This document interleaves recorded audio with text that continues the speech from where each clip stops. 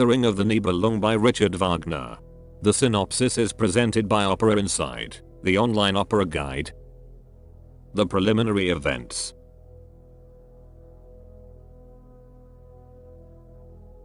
The world rested in its original state. It was not clouded by any domination. It rested on the world ash. The tree was the root of the holy order. In its shadow bubbled a spring, feeding the world ash with its eternal wisdom. In the ground, in a misty tomb, Erda slept, the wisest of all human beings. An intrepid god with the name Wotan seeked power. He came to drink at the spring of wisdom. One of his eyes he paid as forfeit forever. He wanted to use the wisdom he had gained to create a new world order, through laws and contracts, which were designed according to his will. From the world ash tree Wotan broke off a branch. He then cut a shaft for his spear. He carved the contracts and laws in runes in the spear. Wotan had thus taken over the rule of the world. To demonstrate and consolidate his power, Wotan wanted to build a castle.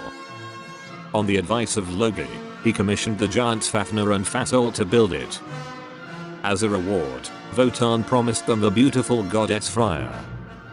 The giants created a castle of the gods. Wotan called it Valhalla. The ash tree fell and the spring dried up forever. Wotan had the wood piled up in logs around the castle. The fire god Logi would ignite them when the end of the gods was approaching. Nature had been damaged by Wotan's outrage against the ash tree. Because Freya ensured eternal youth for the gods, and was therefore irreplaceable for them, Wotan sent Logi out into the world to find another way of payment for the giants.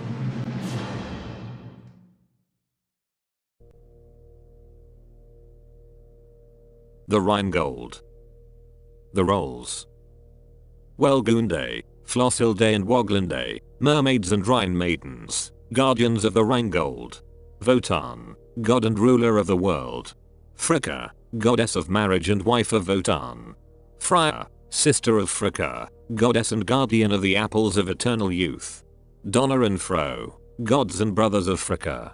Erda, Ciris, mother of the Norns. Logi, demigod and advisor of Wotan. Fasolt and Fafnir, giants. Alberic, Nibelung. Mimi, Nibelung and brother of Alberic. At the bottom of the Rhine maidens guard the Rheingold. It is located in the middle of a reef in the river. The dwarf Alberic from the people of the Nibelungs appears. Fascinated, he watches the mermaids, and lustfully tries to conquer at least one of them. The three mermaids look at him curiously, and soon they tease the clumsy dwarf. Alberic discovers a bright light by which he is magically attracted. Credulously, the Rhine daughters tell him that the Rheingold gleams in the rays of the rising sun. Whoever forges it into a ring reaches the power over the world, but only if he renounces love. Alberic does not hesitate. Embittered by not having been granted love from the mermaids, he curses love and steals the gold under the horrified gaze of the gods. A mountainous landscape. At the castle of the gods, Fricka wakes up her husband Wotan. He is still overwhelmed that his castle Valhalla is completed. Still shrouded in fog, it proudly stands on a mountain, built by the giants Fafnir and Fasolt. But Wotan is in trouble. He has promised the two giants the goddess Freya as a reward. Fricka admonishes him not to give away her sister Freya, for only she can assure the gods of their eternal youth. Wotan reminds his wife that it was she who had asked him for the castle, for she wanted to bind the notorious cheater Wotan to herself. Freya appears accompanied by her brothers Donna and Fro. She is panic-fueled because she has heard of Wotan's dealings. Now Wotan must promise not to give Freya away. The two giants appear. They refer to the castle they have built and want to claim their well-deserved reward from Wotan. But he tells them that Freya is not available. Fafnir and Fasolt accuse him of cheating them out of their wages. They want no other reward. Now appears Logi. the cunning demigod of fire. Wotan had summoned him in the hope that he could devise a ruse that would free him from the jam. If he cannot serve the contract, it would cost Wotan his power. Fricka warns Wotan of the crafty Logi, but Wotan trusts his cunning. To Wotan's dismay, Logi explains that he had searched everywhere, but he couldn't find a replacement for Freya. In the searching process, he had come across the Rhine maidens, who complained that Alberic had stolen their gold and were now seeking help from Wotan. When Logi tells about the magic of the forged ring, and Wotan proposes to snatch it from Alberic to protect them from his claim to power, everyone wants the ring for themselves. Fafnir and Fasolt, seized by greed, grab Freya and take her as a pawn. They announce that she will only be released when Wotan hands them the ring.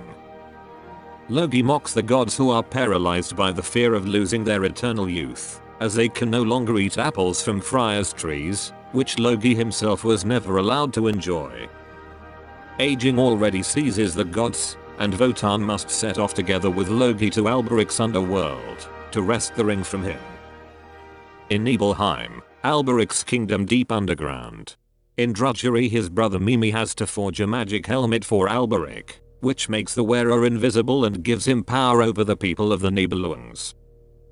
Logi and Wotan meet the exhausted Mimi and learn from him about the magic power of the helmet that Mimi had to forge for Alberic. With the power of the ring, Alberic had subdued the industrious people of the Nibelungs. Alberic appears. Proud of the gold, he points out that the Nibelungs pile it up for him day after day with hard work. He knows that Wotan and the gods despise him, and he announces that he will use his power to bring the world under his control. No one can defeat him or steal the ring from him, because with the magic helmet he can disappear or transform himself. Flatteringly Logi asks to show him how he can transform. Proudly Alberic turns into a dragon. Now Logi cunningly asks him whether he also succeeds in transforming himself into something small. Alberic turns into a toad. Wotan grabs it and Alberic is outsmarted. Logi and Wotan take Alberic to a mountain and Wotan demands that Alberic hand over the gold. His plan is to exchange the gold for Freya and keep the magic helmet and ring for himself. When he snatches the ring from Alberic, all power is taken from the Nibelung. The dwarf curses the ring to bring bad luck to its owner. Fricka leads the goddesses and gods, Fafnir and Fasolt, to the mountain. Wotan proudly shows them the captured treasure. Fasolt insists that the gold be piled high enough to hide Freya from view, and they insist that Wotan gives them the helmet and the ring. But Wotan refuses. There appears a mysterious, veiled woman wrapped in blue light. She urges Wotan to let go of the ring, because the curse of Alberic is on him. She reveals herself as Urda, the omniscient mother of the world. The gods urge Wotan to follow her advice. Wotan knows about the wisdom of Urda and agrees. He gives the ring to Fasolt and Freya is set free. Without knowing it, Wotan has been infected by the poison of the curse by touching the ring. Fafnir and Fasolt quarrel when sharing the prey. Fafnir violently kills his brother with an axe. The curse has claimed its first victim. Donna creates a purifying thunderstorm. The fog clears and they see the castle for the first time. Froll lets a rainbow emerge, which serves them as a path to the castle. Seized by a great thought, Wotan raises his spear against the castle. He will not return the ring, but a hero free of treaties. Seized, Wotan approaches the castle. He takes Fricka by the hand and christens their new home Valhalla. Logi went out empty-handed. He has only mockery and derision for the gods whose rule is based only on robbery and violence. From afar one hears the lamentations of the Rhine maidens over the lost gold. The gods mock them and enter solemnly and fatuously their new home.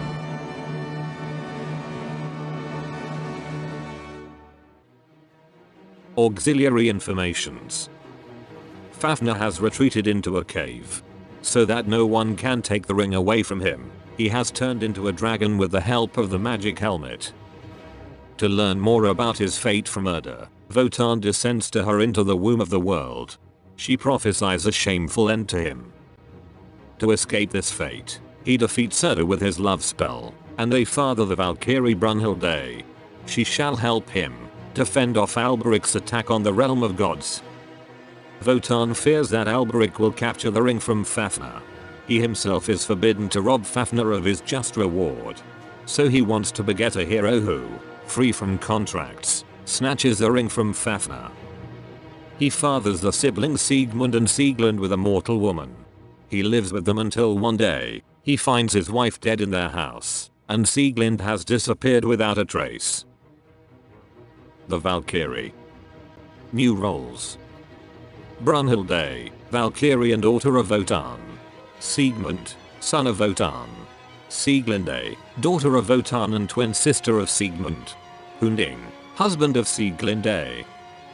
In a dense forest during a hurricane storm, the wounded Siegmund is on the run. With his last ounce of strength, he reaches refuge in a lonely house.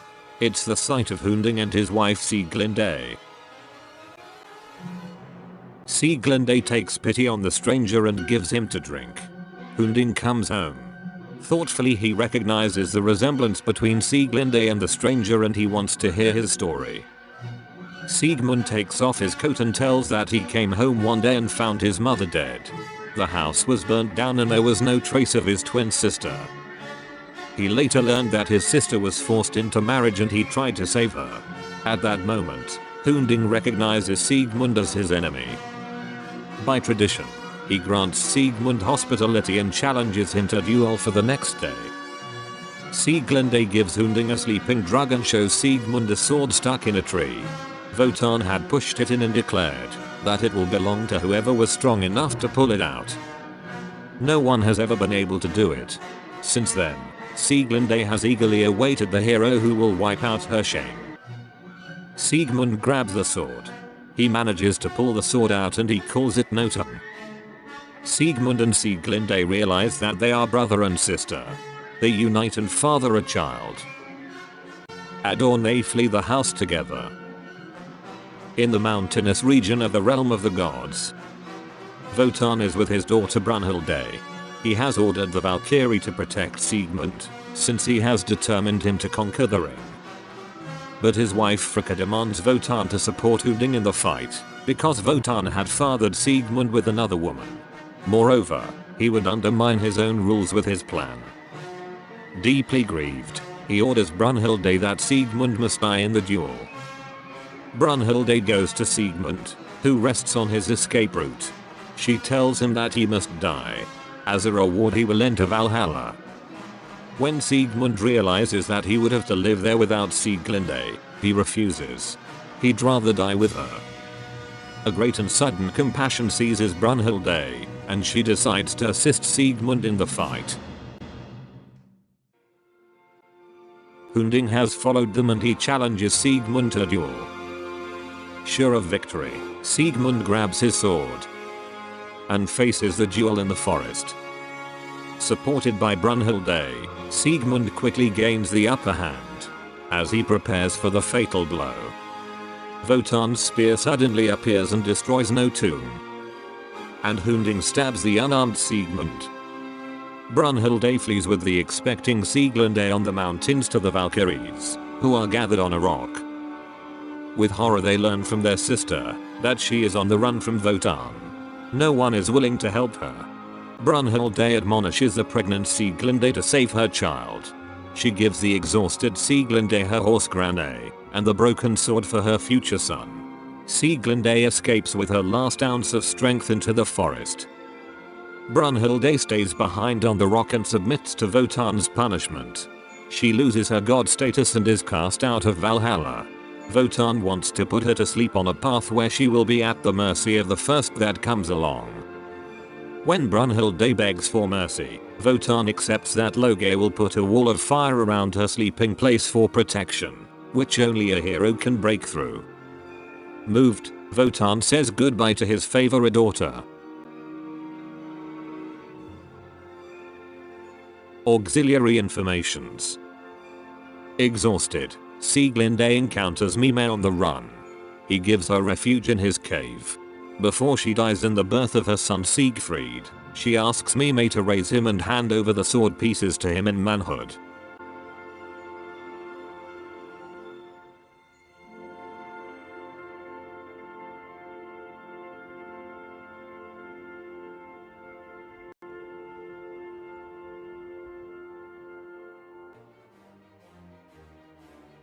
Siegfried. New roles. Siegfried, son of Siegfried and Sieglinde. Mime is in his cave and forges a sword for Siegfried. Many years ago he took Siegfried in as his foster son, who is now to help him wrest the ring from the dragon Fafnir. Mime is frustrated. His swords cannot withstand the power of the brutal and simple-minded Siegfried. The only sword that could withstand his strength would be Notum, but it lies smashed to pieces in a cloth. If he could forge it together, he would get the ring. He tries again. Siegfried enters and examines the sword. He destroys it in one fell swoop, and curses Mime for being a bungler. Siegfried despises the dwarf, who is still a stranger to him. The only thing Mime could still do for him, is to explain who his mother is. When Mime claims that he is both mother and father, Siegfried threatens to use violence. Now Mime tells the story of a woman named Sieglinde, whom he found alone in the forest with a small child. He took her in, but she died soon after. He did not know Siegfried's father, since he had been killed before, and he had only got the debris of his sword. When Siegfried sees the parts of the sword, he forces Mime to forge a new sword out of them and leaves the cave. But Mime is at a loss. Too often has he tried to forge the sword back together. At this moment an unknown wanderer enters. It is Wotan, who secretly follows Siegfried's progress and tries to secure his power through him.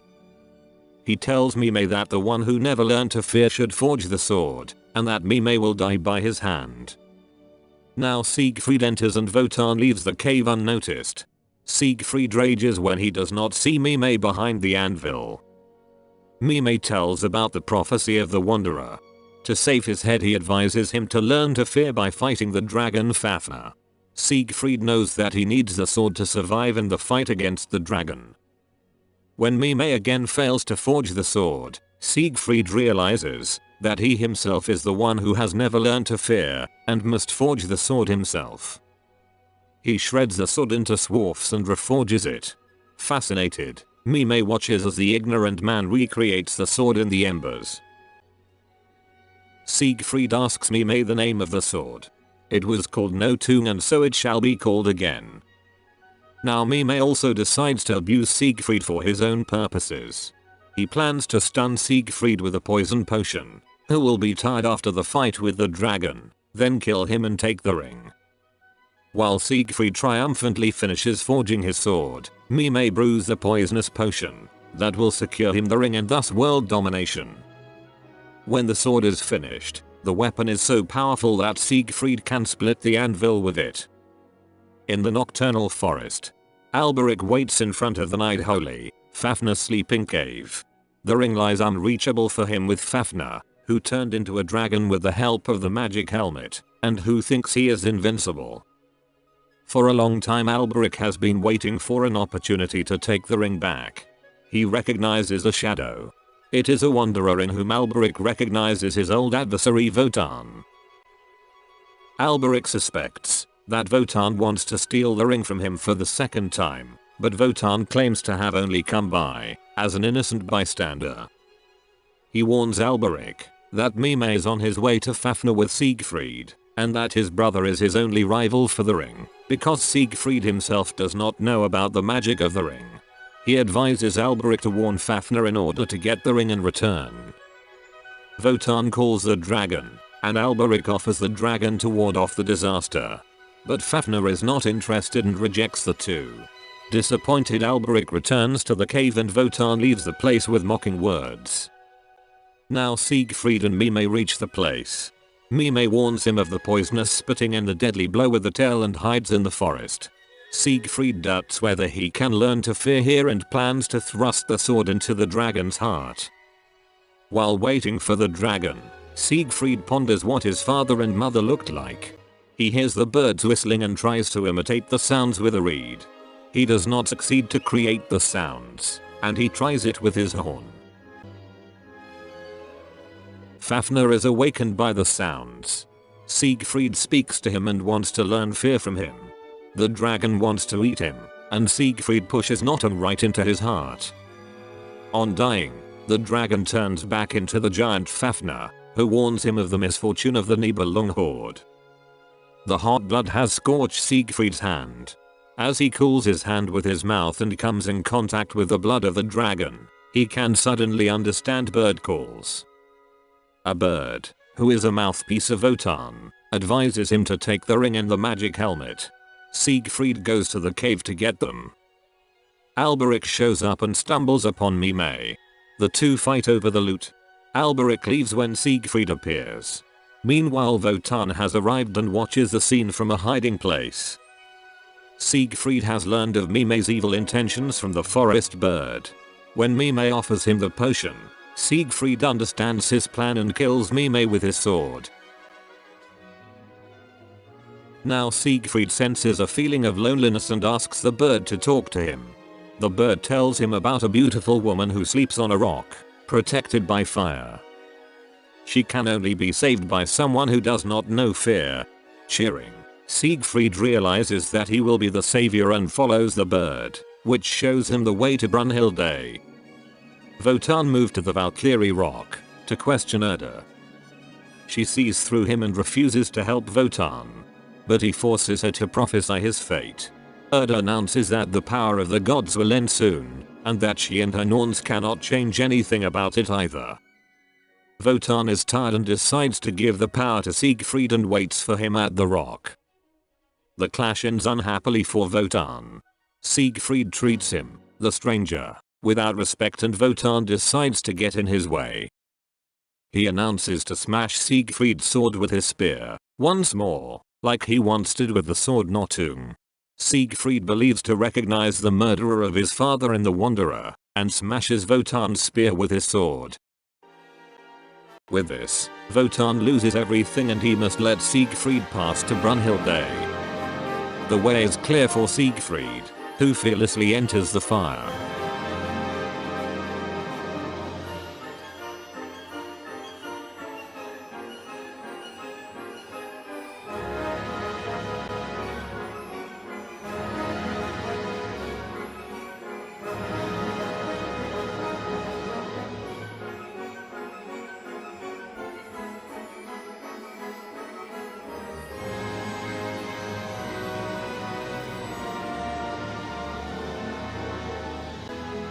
Siegfried safely reaches the rock where Brunhilde sleeps. He sees a sleeping person in full armor. When he removes the armor, he sees a woman for the first time in his life. Now he has learned to fear, and an overpowering feeling takes possession of him. He takes courage and kisses her to awaken her. Brunhilde wakes up and welcomes the day. She sees her awakener and recognizes in him Siegfried, whom she once protected and always loved. Brunhilde is also pleased to see her horse Grane. When Siegfried besets her, she realizes with horror that without armor, sword and helmet she is no longer divine and thus defenseless. Never before has a man dared to approach her. Now she is a mortal woman and asks Siegfried to keep her virginity. In the arms of Siegfried she is overwhelmed by the human passion of love. Siegfried urges her to unite and misses the last opportunity to become knowing.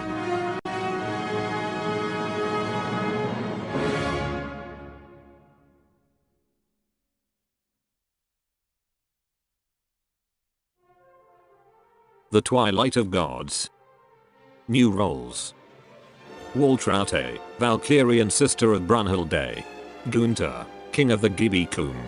Gudrune, sister of Gunther. Hagen, Gibiking and son of Alberic. Norns, women of fate.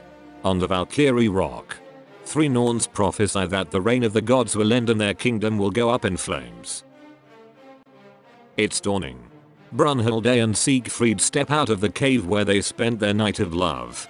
Brunhilde says goodbye to Siegfried, who wants to set off for new deeds. Brunhilde wants to wait for his return. and they exchange love tokens. Brunhilde gives him her horse Grane, and Siegfried gives her the ring, whose meaning he does not know. The two swear eternal fidelity to each other, and Siegfried boards a raft that will carry him up the Rhine. On the banks of the Rhine, in the castle of Giebicum, Gunther, the king of the Giebicum, is in front of his castle. With him are his sister Gudrune and their half-brother Hagen, the son of Alberic. Hagen has inherited from his father the hatred for the gods and greed for the ring. To get the ring, he cunningly advises a king to marry Brunhilde to improve the tarnished reputation of his reign. But to do this, he needs Siegfried, who is the only one strong enough to break through the fire to her sleeping quarters. To win him over, Gudrune shall take Siegfried as her husband. When Gudrune doubts whether she can win Siegfried, Hagen reminds her of the potion of oblivion. As soon as she meets him, she is to hand him the potion and he will forget Brunhilde. As Siegfried passes the castle with his raft, Hagen calls to him and invites him to join them. When Siegfried enters the castle, Gunther welcomes him. Proudly Siegfried shows Gunther his magic helmet and his sword. He tells that he was able to wrest the ring from the dragon, and that Brunhilde now owns it. Gudrune enters the hall with a drinking horn. Siegfried drinks the potion of oblivion. The effect sets in, and Siegfried wants to marry Gudrune. Siegfried asks Gunther if he has a wife. He answers that no woman has suited him yet. But there is a woman living on a rock, protected by high fire, whom he desires. The way to her is impossible. The fire would kill him immediately. Siegfried offers to help him. With the magic helmet he could take the shape of Gunther and win Brunhilde for him. Gunther accepts joyfully and the two drink euphorically blood brotherhood. Hagen is satisfied. His plan to win back the ring for his father Alberic seems to succeed. On the Valkyrie's Rock, Brunhilde sits lonely on the Valkyrie's Rock and looks at Siegfried's ring in tender remembrance. Suddenly she hears thunder. Gladly she greets Valtraute, her Valkyrie's sister. Brunhilde is happy to see her despite Wotan's spell. In a dark voice, Valtraute tells of the gloomy atmosphere in Valhalla. Wotan has returned from his long hike bitterly. His spear was in ruins. He reported that the end of the gods is near, and the only salvation will be if the ring is returned to the Rhine maidens. But Brunhilde is not prepared to give up Siegfried's token of love, even if this would seal the fate of the gods. Desperately, Valtraute begs her to return the ring. But her mind is made up and she sends her sister away. Suddenly the sky turns red and she thinks to hear Siegfried's horn call. Brunhilde hurries towards him. She recedes in horror when she sees a stranger. In the name of the Giebicum, Siegfried in Gunther's shape demands the right to take her as his wife. Brunhilde desperately tries to fend him off, but he brutally tears the ring from her finger and forces the pale Brunhilde into the cave to consummate the marriage.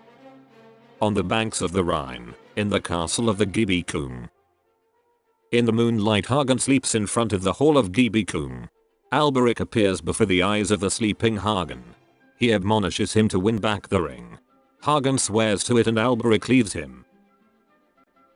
The next morning, Siegfried appears and announces that he appeared at Brunhilde's in Gunther's shape and could change with Gunther unnoticed in the fog of dawn.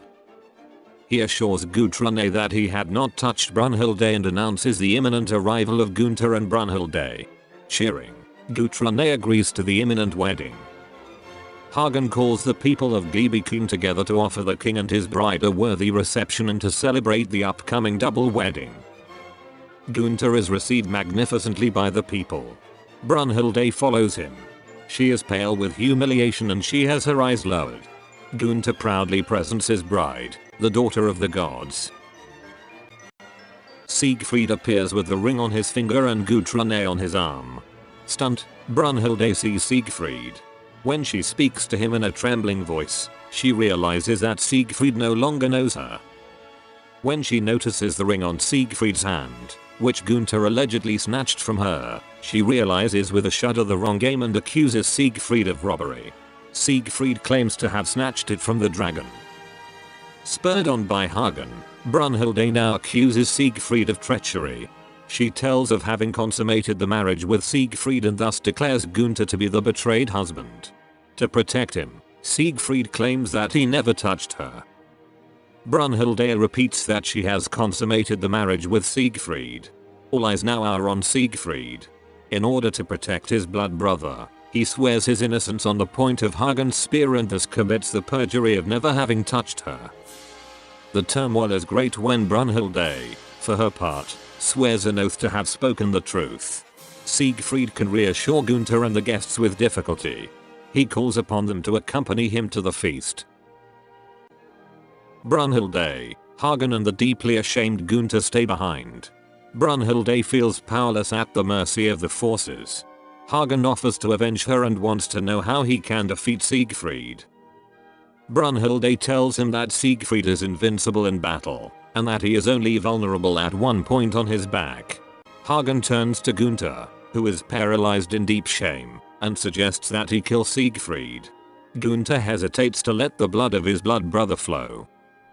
When Brunhilde mocks him and Hagen offers him the ring, Gunther agrees, and they decide to disguise Siegfried's death as a hunting accident. In a wooded valley, on the passing Rhine, the Rhine maidens swim in the river and mourn the loss of the gold. They eagerly await a hero to bring the gold back to them. When Siegfried appears on the bank, he complains that he has not yet been able to hunt down any prey. The mermaids see the ring on his hand and offer to help him hunt, and in return they demand the ring. Siegfried refuses at first, but agrees when the mermaids tease him as a miser. They warn him of the power and curse of the ring. Only if he handed over the ring to them could his evil fate be averted. Now Siegfried realizes the value of the ring, and he is seized by the greed for power. He thinks he is invincible and puts the ring back on his finger. The maidens prophesy that he will be killed today, but Siegfried does not want to be intimidated by the mermaids and leaves the place. The mermaids make their way to Brunhilde. Siegfried finds back to the hunting party. They take a break. Hagen gives Siegfried wine. The latter steps to Gunther with the cup and tries to cheer him up. Hagen adds herbs to the wine that bring the past back to life in Siegfried. He pours more wine and asks Siegfried to tell about himself. Siegfried tells his story. With even more wine, Hagen loosens his tongue. Now Siegfried remembers Brunhilde and tells ecstatically how he took her as his wife. With this he has admitted the breach of faith. Hagen points to Wotan's two black ravens that have appeared. Siegfried turns around and looks at them, whereupon Hagen reaches for the spear. Gunther, who has now seen through Hagen's game, tries in vain to stop him. And Hagen stabs Siegfried from behind with a spear. The dead Siegfried is carried to the halls of King with a solemn escort. In the castle, Gudrun awaits the arrival of Siegfried. Snide, Hagen shows her dead husband. Gunther accuses Hagen of murder, whereupon Hagen demands the ring as a reward. When Gunther refuses this request, Hagen stabs him with his spear. He wants to snatch the ring from Siegfried's dead body, but to everyone's horror Siegfried's hand raises threateningly. Brunhilde takes the ring. She has learned everything from the Rhine maidens and instructs the King to build a pyre. In deep sadness, she sinks into the sight of the dead Siegfried. She goes to the river, takes the ring off her hand and gives it back to the Rhine maidens. The ravens of Wotan appear. Brunhilde sends them to Valhalla to announce the twilight of gods. Back in the castle, Brunhilde lights the logs under the laid out Siegfried, and rides with her horse Grani into the fire, to unite with Siegfried in death.